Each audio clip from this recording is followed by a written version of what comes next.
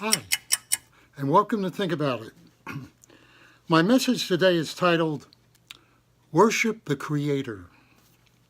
Earlier today, I was reading my Bible. I was reading the book of Romans, which was written by Paul back in 57 AD. Paul was writing to the Christians in Rome and believers everywhere.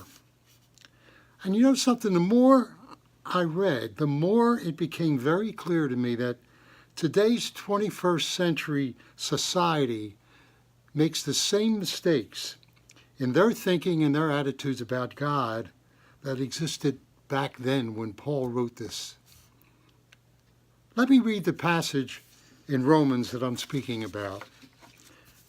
This is talking about God's wrath against sinful humanity.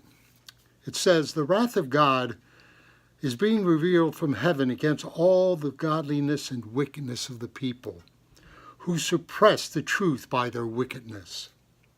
Since what may be known about God is plain to them, because God has made it plain to them, for since the creation of the world, God's invisible qualities, his eternal power and divine nature have been clearly seen, being understood from what has been made, so that people are without excuse.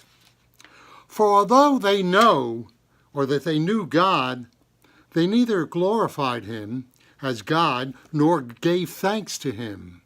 But their thinking became futile, and foolish hearts were darkened. Although they claimed to be wise, they became fools and exchanged the glory of the immortal God for images made to look like a mortal human being, and birds and animals and reptiles. You may be wondering how intelligent people could turn to idolatry. Idolatry begins when people reject what they know about God. Instead of looking to him as the creator and the sustainer of life, they see themselves as the center of the universe. They soon invent gods that are convenient projections of their own selfish plans and decrees.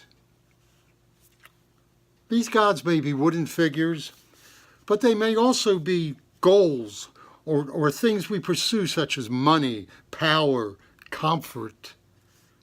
They may even be misrepresentations of God himself, making God in our image instead of the reverse. The common denominator in the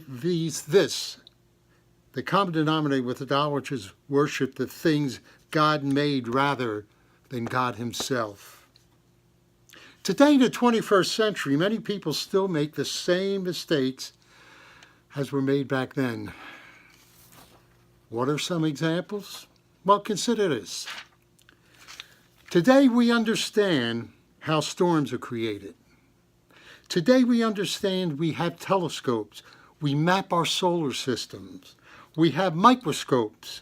We transplant hearts. We measure the depths of the ocean. Men have traveled into space. Men have walked on the moon. We send signals to distant planets. Mankind has studied the system and is learning how it works. And sad to say, for some, the loss of mystery has led to the loss of majesty. It seemed like the more we know, the less we believe. Strange, don't you think? Knowledge of the workings shouldn't negate wonder. Knowledge should stir wonder. Who has more reason to worship God than the astronomer who has seen the stars, or the person who has walked on the moon, or the doctor who has transplanted a heart, or anyone who has witnessed the birth of a child? Ironically, it seems the more we know, the less we worship. We are more impressed with our discovery of the light switch than with the one who invented electricity. Our discovery of a new vaccine more than the one who designed or created our human bodies. Rather than worship the Creator, we worship the creation. Talk about putting the cart before the horse. We all need to keep our priorities in order. We need to study the scriptures to keep us on track of the truths about God and his creations. Genesis 1 tells us, "In the beginning God created the heavens and the earth. Now the earth was formless and empty. Darkness was over the surface of the deep, and the Spirit of God was hovering over the waters." Hebrews 3:4 tells us, "For every house is built by someone, but God is the builder of everything."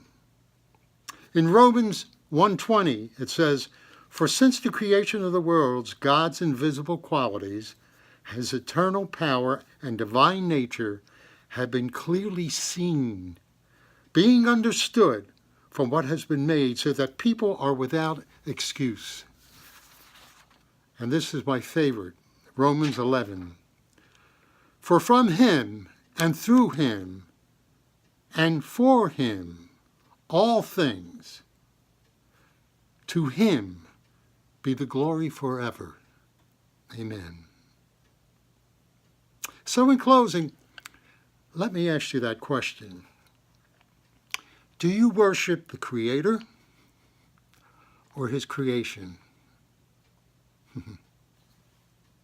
Think about it.